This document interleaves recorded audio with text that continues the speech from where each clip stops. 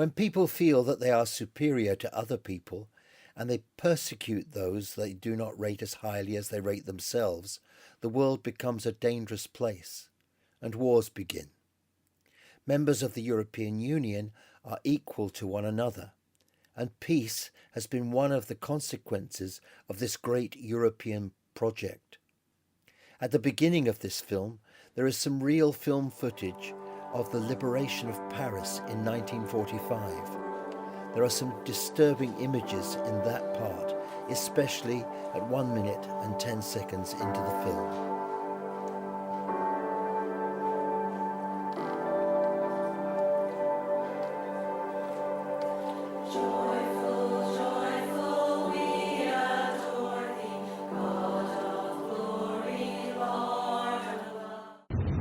Les Allemands partent. L'armée de fer déménage à la cloche de bois.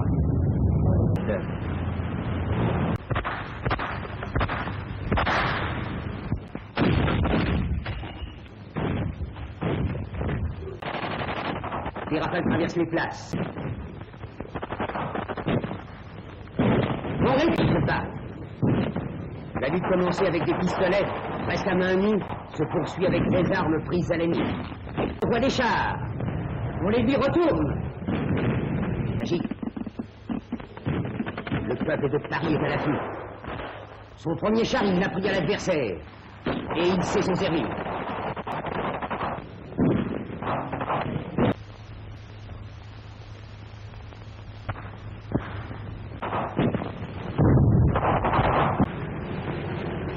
Le fantassin se glisse prudemment. Acharnement symbolique.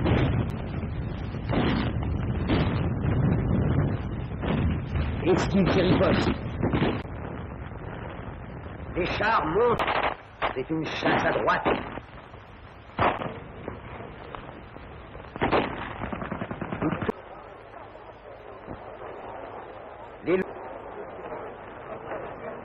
Ces hommes désarmés, Allemands qui occuperont encore Paris. They said that World War I was the war that would end all wars, 1914 to 1918. 21 years later, World War II began, 1939 to 1945. There have been many wars around the world since the desperation of those conflicts. But Europe has remained relatively peaceful because some brave people came together and said no more war. The phoenix that rose from the ashes and Robert Schuman and others decided to take control of the coal, iron and steel, the main ingredients of war. And they started building what would become the European Union. It is vital to keep alive the terrible history of the suffering of war. At the end of World War II, there were fewer than 3 billion people. Now, there are nearly 9 billion people. Feeding, clothing and housing them all is enough work to do each day without war. World War II came to an end in Europe on the 8th of May 1945, or on the 9th of May in Poland and Russia. So on the 9th of May each year, many people celebrate with Europe Day. This film is a glimpse of Scotland's Festival of Europe 2026. This is Robert Schuman on the 9th of May 1950 making the declaration that formed the European coal, iron and steel community. And this became the European Union. Faisant depuis plus de 20 ans le champion d'une Europe unie, la France a toujours eu pour objet essentiel de servir la paix. L'Europe n'a pas été faite, nous avons eu la guerre.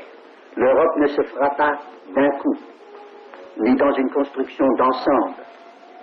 Elle se fera par des réalisations concrètes, créant d'abord une solidarité de fait.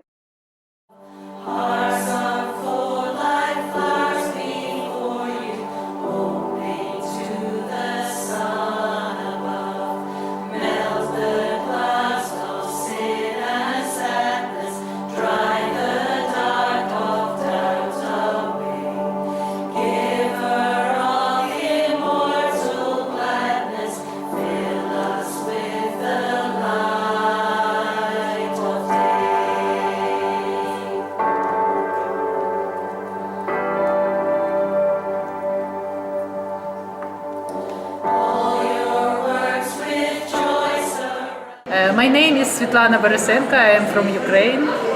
And have you come to Ukraine because there's the war in there? Yeah. And Because so how long you been? You stay here in Scotland? yes, we are living in Dundee, and we came to this exhibit. Yeah. So, Okay. And these are your lovely pictures. yes. And they're of Scotland. It's Scotland. Yeah. So it's beautiful Scottish landscapes. Yeah.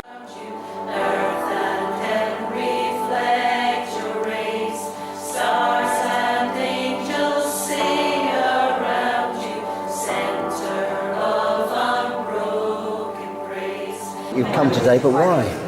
Well, because I belong to this organisation. Let's hold that up a little bit higher so we Okay. can get it. Yes, for EU. Yeah, we're impatient to get back in the European Union. And as we heard this morning, while reform is on the rise in England, then, it's going to block the whole of the UK getting back in the near future. And they didn't do too badly here in Scotland yesterday either. I know, but because of the voting system, they can't win. Whereas in the Westminster system, whilst they've still got first past the post, then they could win on, someone said on 25% they could be the governing party, which is really scary. I think that Starmer lost an opportunity. They could have put it in the manifesto that they were going to change the voting system. It would have gone through, people would have accepted it. Because most people don't care about what voting system is, as long as it's a democracy. But people who understand how it could affect our future, obviously we do need a proportional system. So I think it's maybe too late for the rest of, for England. I mean, if you look at the outcome of the election yesterday, all of the Celtic nations now want to break away from England, which is, for Labour. One of the most important things we've done over the past year was we introduced certificates, honorary life award certificates for membership of the European movement.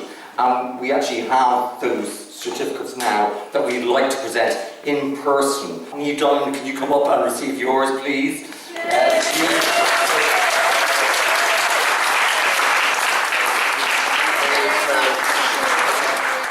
You're here today with the European movement of Scotland, and it's the Festival of Europe. Yeah.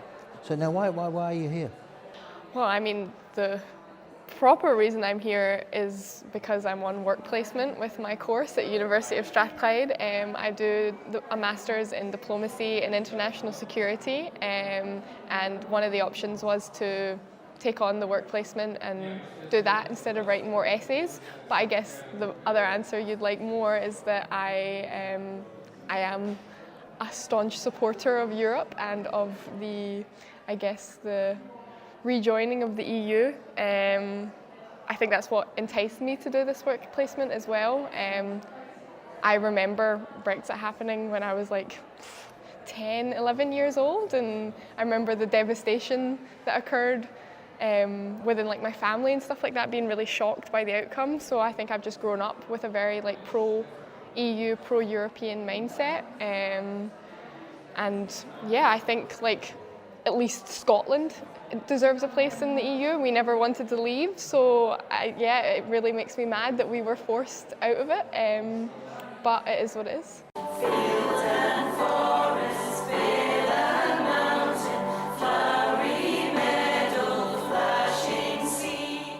Я Анисимова Лидия, приехала из Украины. I'm Anisimova Lydia, I came from Ukraine. And do you stay here in Scotland? Чи ти залишаєшся тут, чи ти живеш в Шотландії? Я живу в Норвичі, в Елшемі. And did you come because of the war? Чи ти приїхала з-за війни? Я приїхала з онукою. She came after the war with her granddaughter. She used to live in Crimea earlier. And flowers? Why do you choose pictures of flowers? Я очень люблю цветы, потому что они мне напоминают Крым. И когда я приехала сюда, мне было легче здесь. She likes flowers, and when she came here, she saw these flowers here, and she thought that they are very similar to Ukrainian flowers, and it is like she feel a release when she is painting flowers. Yeah, Professor Phillips O'Brien, Professor of Strategic Studies at the University of St Andrews. Professor O'Brien, what does the future look like for nuclear deterrence in the UK and Europe? Well, it looks very different than it does today, or certainly it looks very different than it has for the past 70 years. Number one development is, I think it's safe to say the United States is not a reliable nuclear shield over Europe. I do not believe European states should expect the United States to actually maintain a nuclear shield consistently in the future, in which case Europe will have to face the reality that it needs a nuclear deterrent on which it can rely. Right now, France and Britain are nuclear powers, very small nuclear powers, but they, in and of themselves, don't have the ability to necessarily deter Russia and have the confidence of frontline states. We don't know if frontline states in Europe, by that I mean the Nordics, the Baltics, Poland, believe that Britain and France are reliable as nuclear powers. So probably either one of two things will happen. Either there will be a combined European nuclear deterrent that requires an entirely new structure that doesn't yet exist, something like a European NATO. Or the other thing is that certain European states close to Russia, think Poland, think maybe Ukraine, will want to develop their own nuclear deterrents. The one thing I think we're going to say is the present world is not going to last.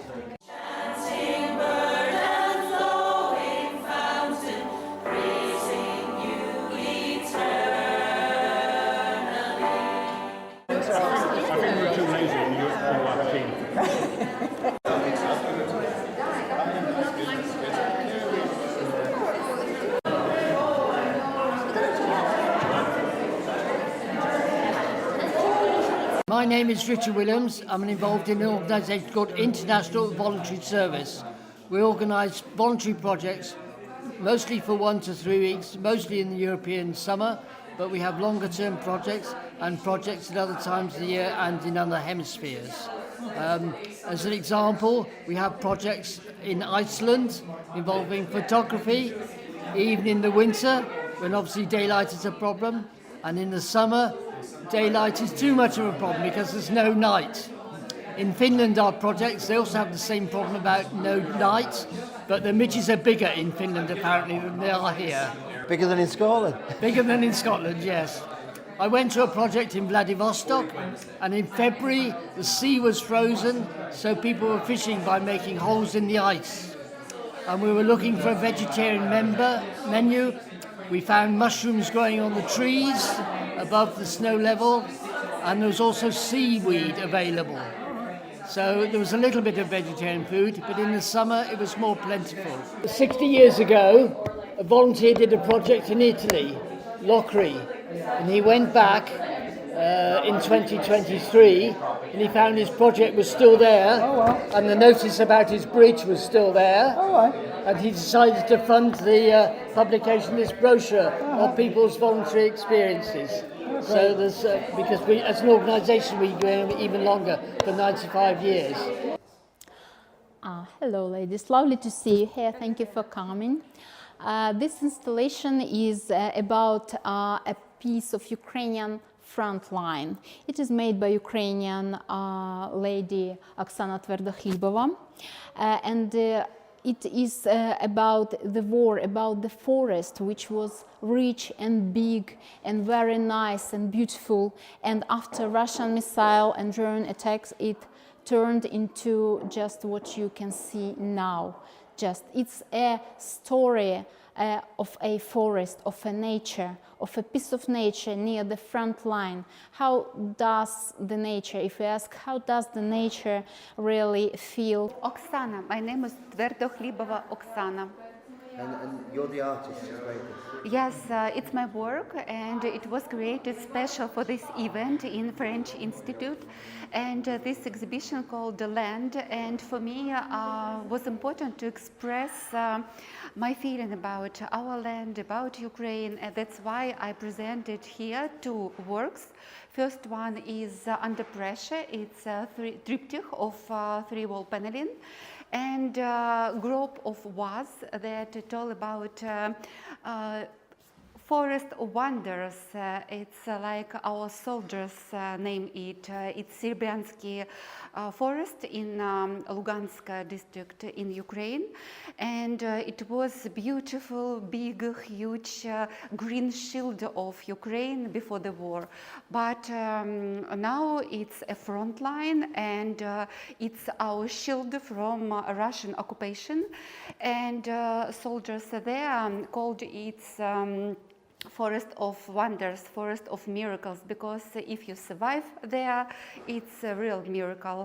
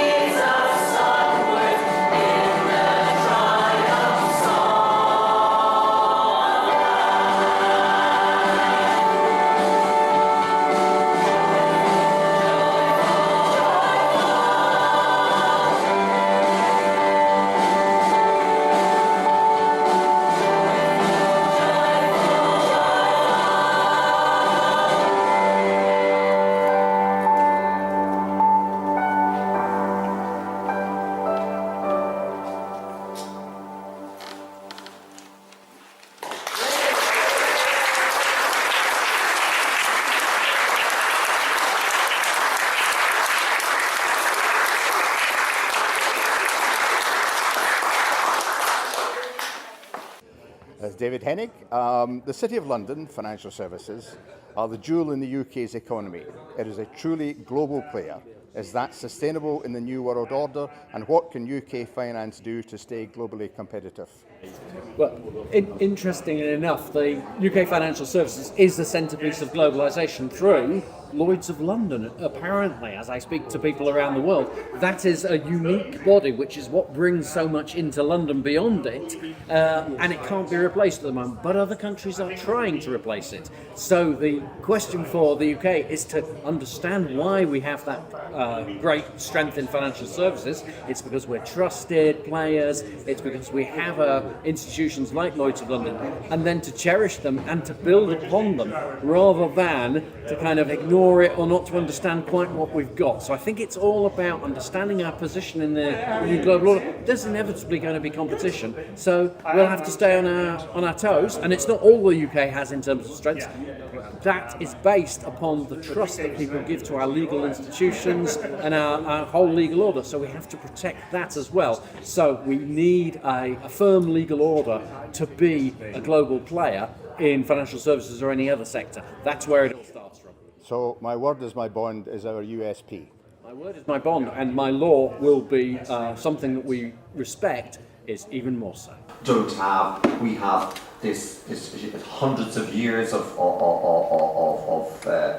growth and history and culture, our education systems, the rule of law, which really is one of the key components of economic growth.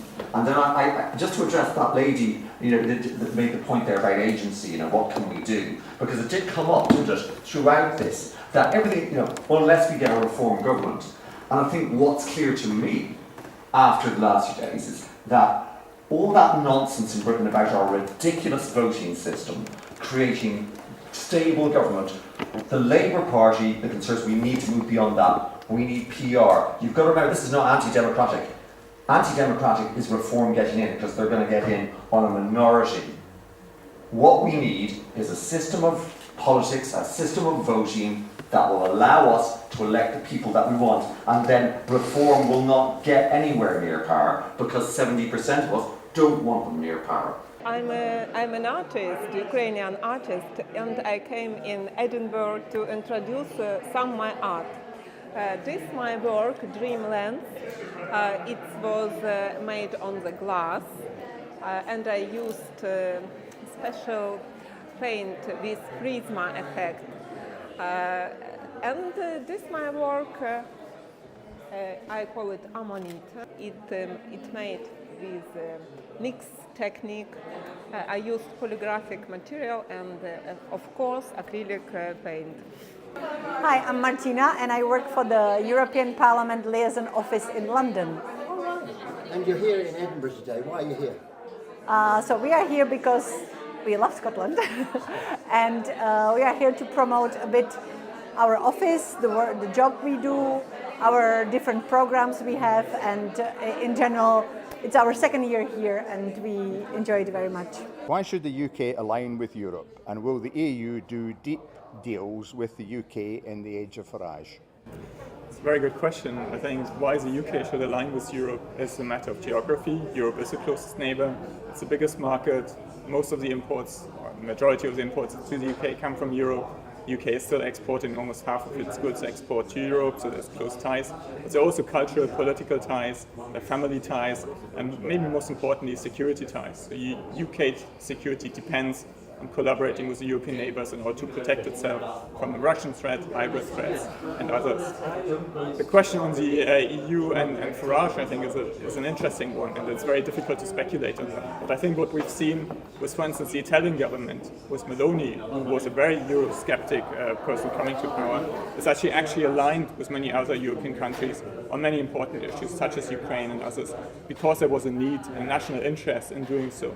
And I think in the case that Farage might indeed be the next Prime Minister of the UK, there might still be pressures that are beyond his ideology that will necessitate him to work with the Europeans, and the Europeans themselves might need the UK for certain things on security, on putting up a common front against the Americans or others internationally. So I think national interests and aligned interests might still bring both sides together, even when there's a reform government.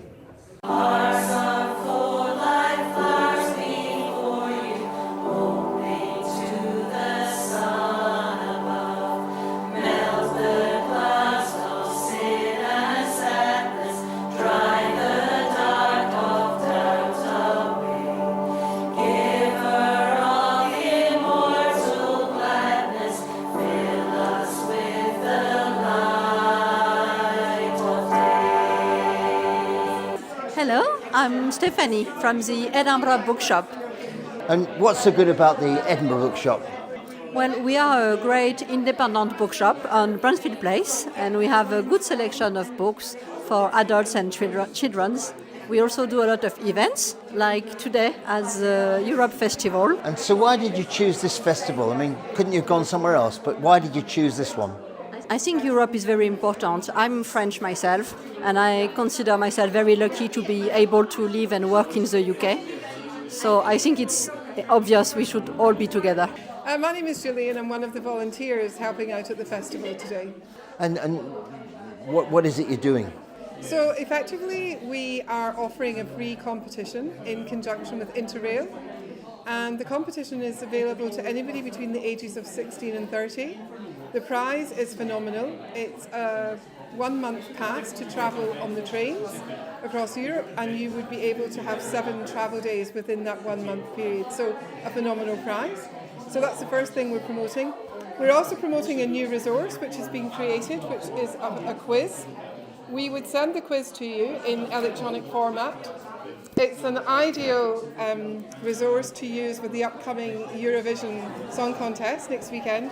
And there are 5 different rounds to the quiz. We also give you some of the answers here. And then there are 5 different rounds to the quiz. So it's a fantastic resource for a night in with friends or with a community group. So we are sending that out to anybody who would like to receive it in return for their email address today. And that's it. And it's it sounds a remarkable prize to be able to go all over Europe on the train and everything.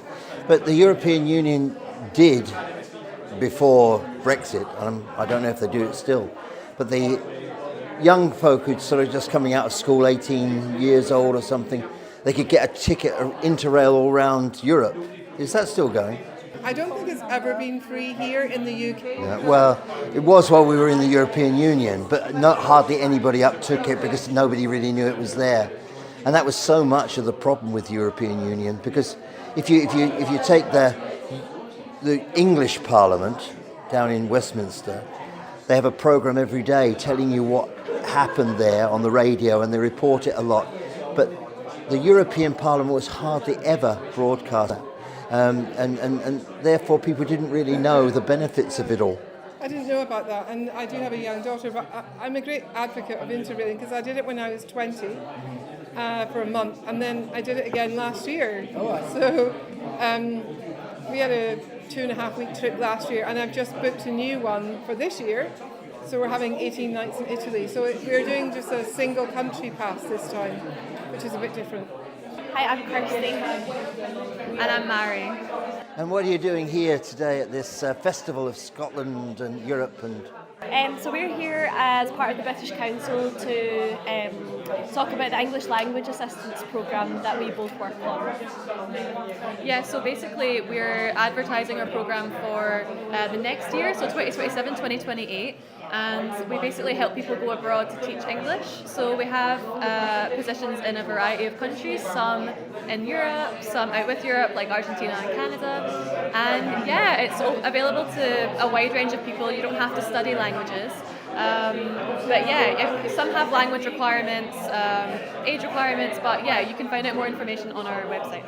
So we've got Teach English as a Language Assistant in Austria, Germany, Switzerland, France, Canada, Switzerland German, because it was Switzerland French before.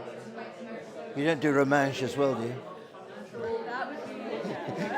Argentina, Belgium, Italy, Spain. So if you would like to be one of these people, a person assisting in these the English languages, you should apply by clicking on this QR code. Or not clicking on it.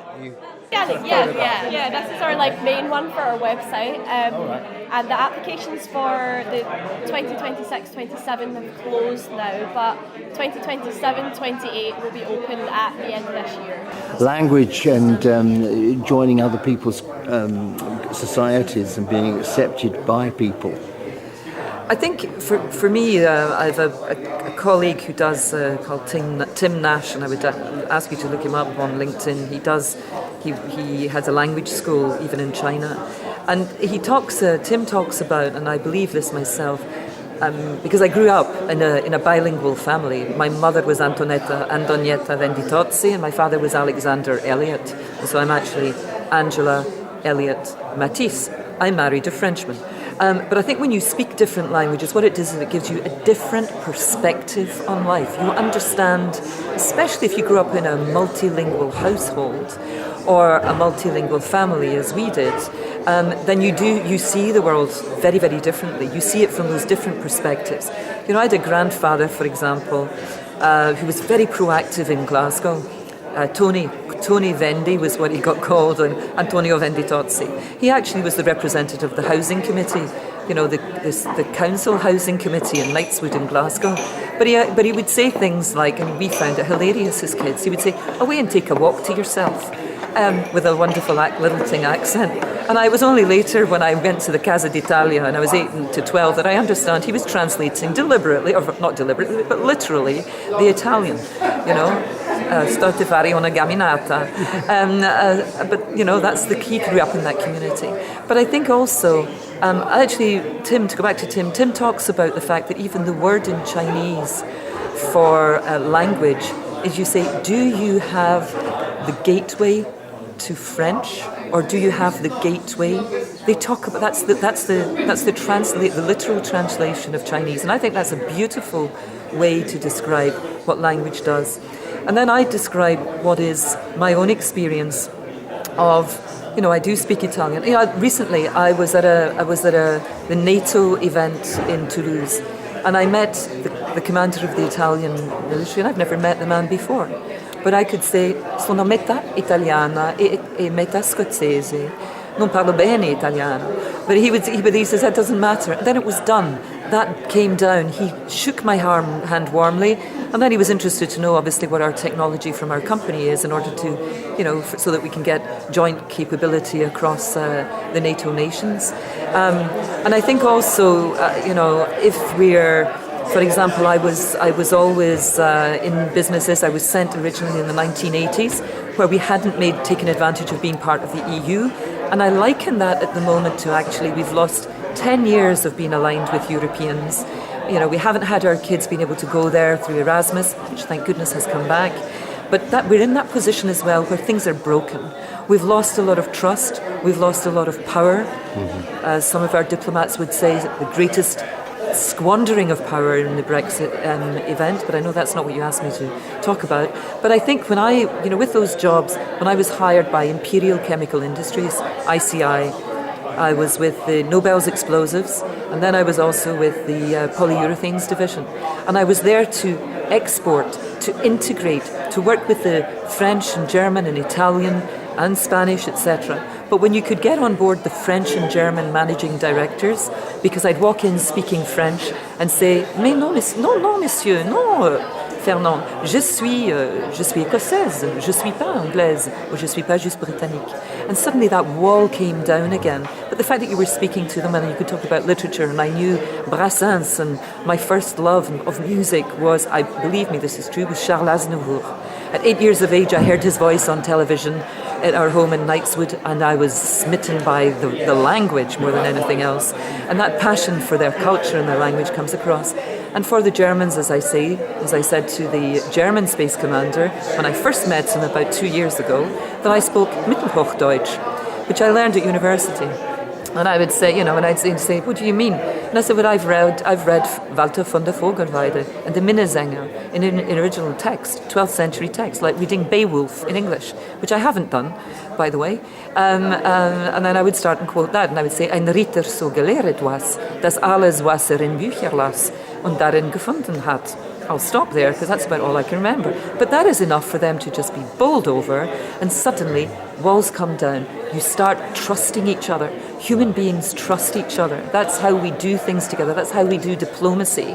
That's how we align when we're doing military activities and we're trying to create mutual defence, interoperability. That's how we do business together. That's how we build friendships and relationships for life. Language is actually not so much about communication. It's about saying, this is my group, this is your group. How can you get across that barrier? How do you show that you straddle that? I'll tell you a little other thing. When I stayed in Switzerland, I learnt a lot of Swiss German. I was a Swiss German person. We could leather on for a while. But I found that sometimes it was good to start in English, because if they couldn't speak English, then you went into your German, and your German became far better than it was. Exactly. You had to pick your moments, but yes.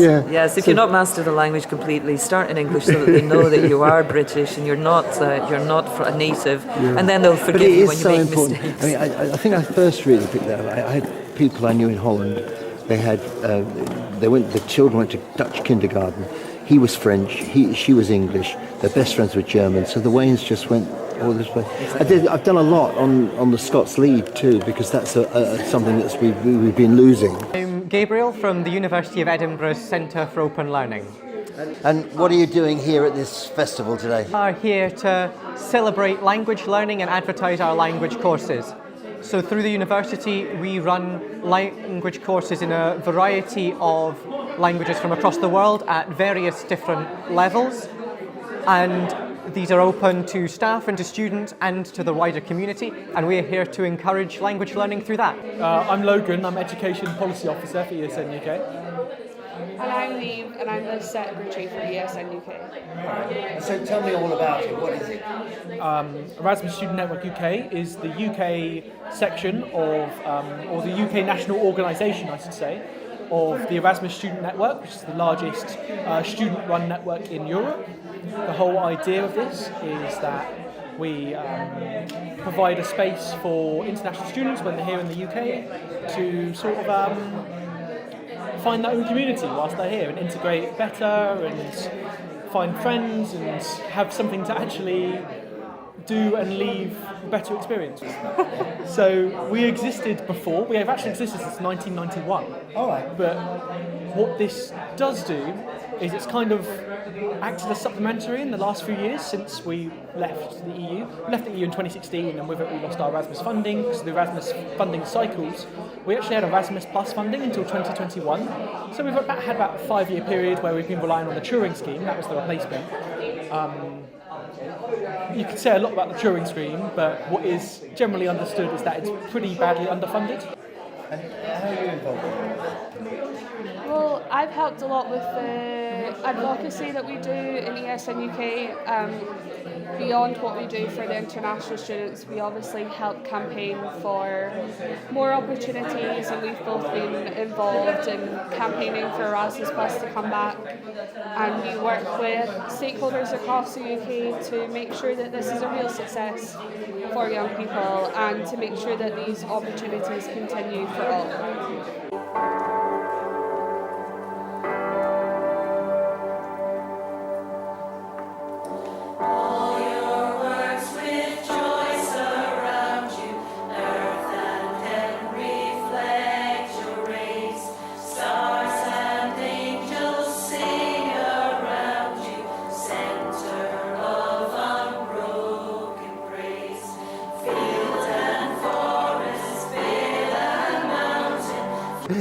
But what you've been doing stuff for Ukraine, I understand. Yeah, a proud supporter of Ukraine.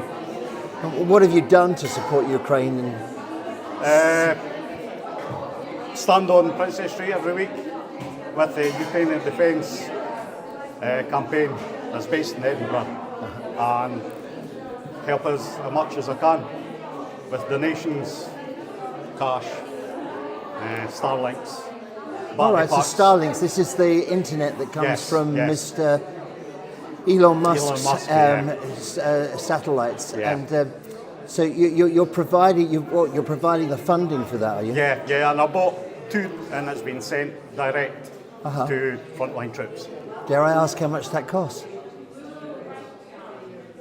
Tell the truth, about £230 each, I think. Oh, so other people could do this too? Yes. So just for £230, you send a Starlink. What does that consist of? Is it like a receiver, or that then broadcasting with Wi-Fi? How does it? Basically a normal. It's like a router. Yes. But it doesn't pick it up from a fibre cable. It picks it up from the satellite. Yeah. All right. Okay, I get it. Oh, I didn't realise that. But just for less than £250. Yeah. Wow. So this on your T-shirt is the amount. Let me point that down there. This is the amount of square kilometres that. Ukraine. Yeah. So is it the whole of the territory? The whole territory or the bit of that Ukraine. the Russians have tried to occupy? Yes. So it's the bit the Russians have tried to occupy, is it? Yeah. And you've also done something else miraculous, and it's quite good because we've got a lot of them just over your shoulder. Apparently, a little bird told me that you've been buying all these paintings. Yes. A few purchases. Which one's been your favourite? Oh no, don't say that. No. That'll be controversial. That'll get you to hot water. As usual. The big advantages of EU membership is the ability to live, work, study, travel across the whole of the European Union, from the Algarve to the Arctic Circle. Those rights have been lost. It's lost for EU nationals to come here, it's lost for us to go there, and that familiarity, that distance that's creeping in, yes, you can still go to various places, but there's more paperwork, there's more red tape, there's more costs, and life just got a bit narrower in its horizons for a lot of people. The benefits of trade in the single market are huge economically. The structural funds, the EU budget is 1.8 trillion euros, and that's going into university research, it's going into energy policy, it's going into infrastructure, all the things Scotland is good at and Scotland wants to be part of, and we're not part of it because of Brexit. So the SNP's policy is absolutely clear. We want to be an independent Scotland in Europe. That's not an abstract concept, we're not going it alone, we're rejoining a global A team, and that's a really significant sell, I believe. And one more little thing before I let you go. The power that we gave away when we left the European Union. Just a little comment about that. It was outrageous that Brexit was presented by the people who wanted to leave the EU as the UK was always in a minority, the UK was being done over, the UK was being bullied. It wasn't the case. The UK was a very central state within the EU. The benefits of EU membership just weren't sold and it was misrepresented. But that's where Scotland has got an opportunity, and I think Scotland as an independent state in the EU will be the argument that gets us to independence.